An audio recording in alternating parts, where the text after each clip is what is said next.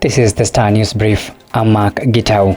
There is disquiet in a section of government regarding the position taken by Interior Cabinet Secretary Kindiki on anti-government protests spearheaded by opposition chief Raila Odinga. For the first time, Kindiki publicly asked the police to be moderate in crowd control and desist from using excessive force if the protesters are not breaking any law. In fact, he fired a warning salvo at rogue officers whom he said are taking advantage of the chaotic scenes to break the law they are supposed to enforce, and warned such elements would be singled out and punished.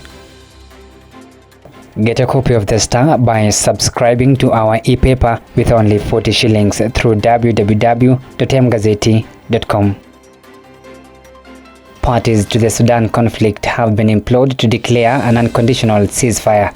President William Ruto said Sudan Armed Forces and the Rapid Support Force must also agree to establish a humanitarian zone. He said the move will stop the loss of lives, ease access to public services, and facilitate a settlement of the conflict. This, he said, will lead to the resumption of the final phase of the political process.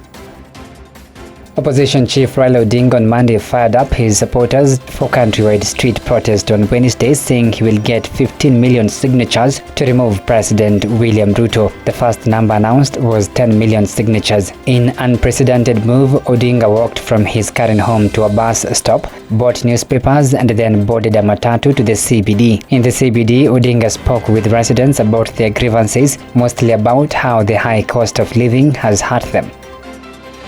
East Africa's biggest economy, Kenya, is not necessarily the safest place to give birth or for your newborns in the first year. That title goes to Rwanda and Tanzania, which have the highest survival rates of children within the first month. In the two countries, only 19 newborns for every 1,000 live births die within their first 28 days. In Kenya, the neonatal mortality rate is 21 deaths for every 1,000 live births, according to the Demographic and Health Survey. At least 3 police officers on Monday morning were killed when their vehicle ran over an IED in Garissa County. 8 other officers from the Special Operations Group were injured in the 3 a.m. attack, police said. The bomb had been placed on the roadside in Kiwanja area, and the police vehicles were on the move. Get a copy of The Star by subscribing to our e-paper with only 40 shillings through www.mgazeti.com.